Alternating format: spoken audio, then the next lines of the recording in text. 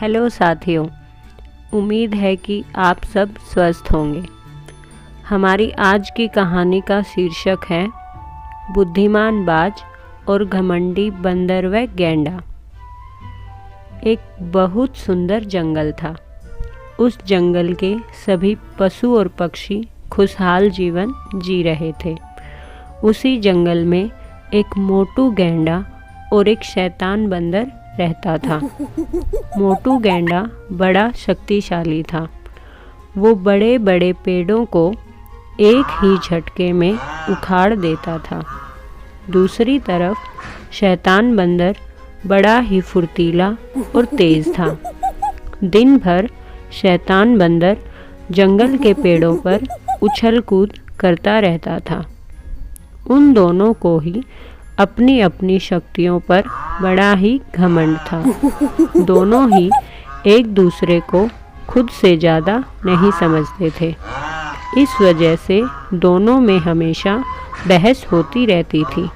कई बार बहस के साथ साथ उनमें आपसी लड़ाई भी हो जाती थी। उसी जंगल में एक बुद्धिमान बाज भी रहता था, जो अक्सर उन दोनों की हरकतें देखता था। वह इन दोनों के लड़ाई झगड़े से परेशान हो गया था।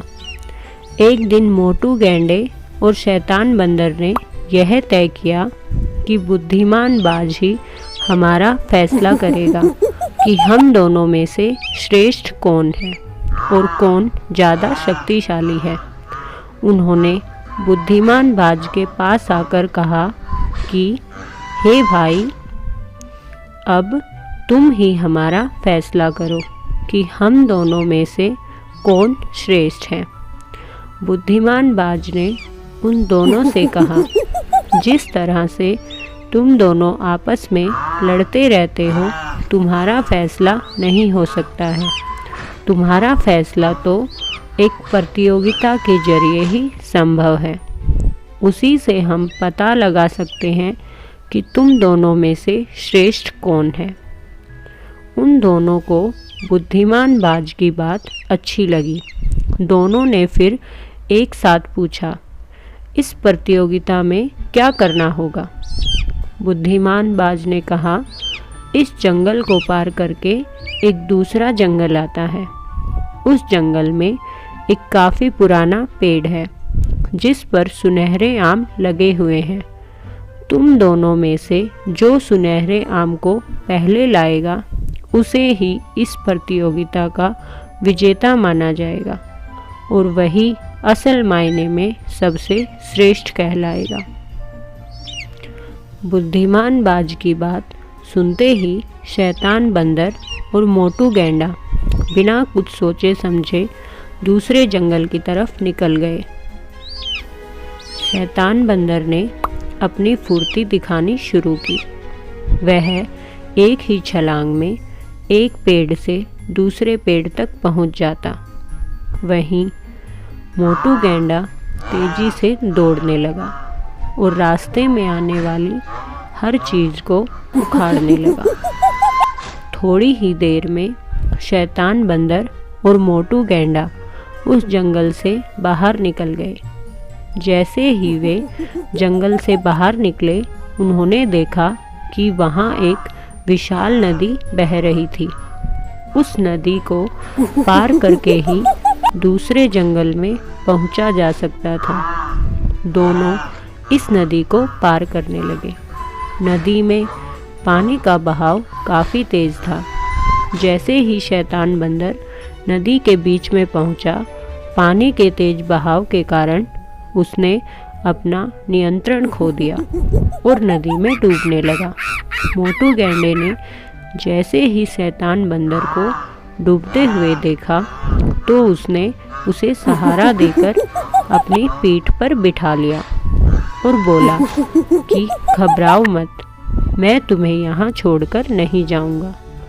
हम साथ में नदी पार कर लेंगे। मोटू गैंडे के इस व्यवहार को देखकर शैतान बंदर काफ़ी हैरान हुआ।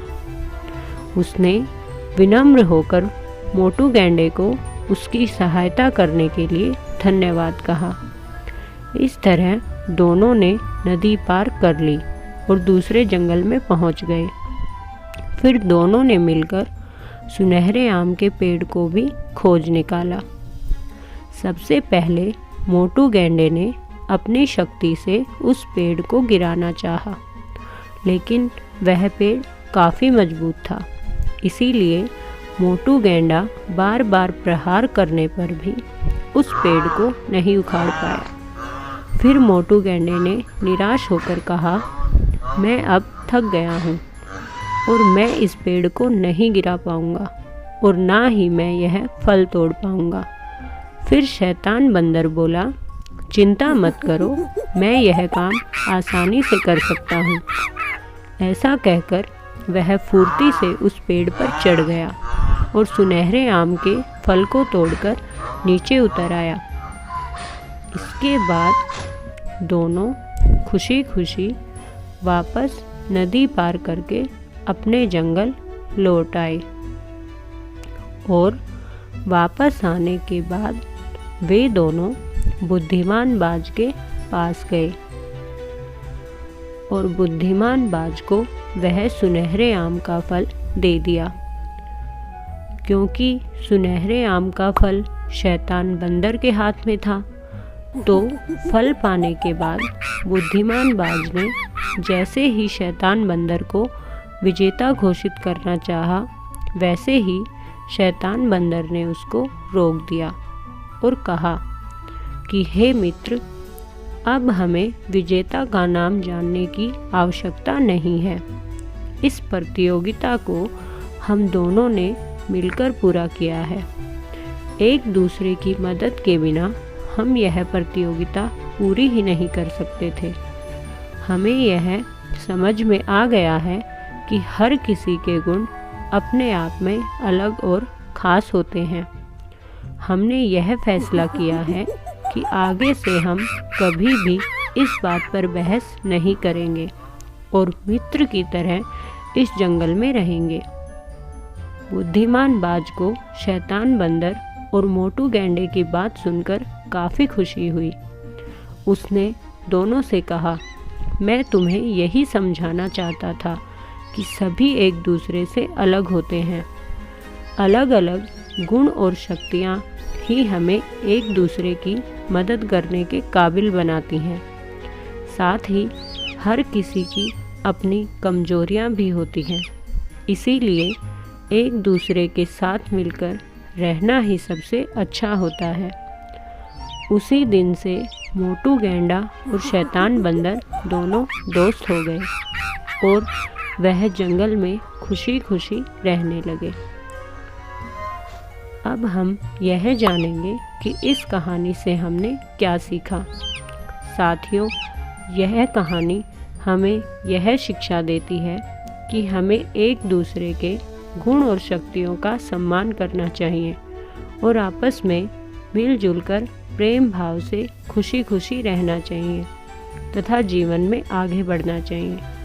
जिस प्रकार मोटू गैंडे ने शत्रुता और जलन को भूलकर मुसीबत में फंसे हुए शैतान बंदर की सहायता की, उसी प्रकार हमें भी किसी से वैर भाव और ईर्ष्या ना रखते हुए ज़रूरत के समय सभी की समान भाव से सहायता करनी चाहिए। जय श्री राम, जय हनुमान।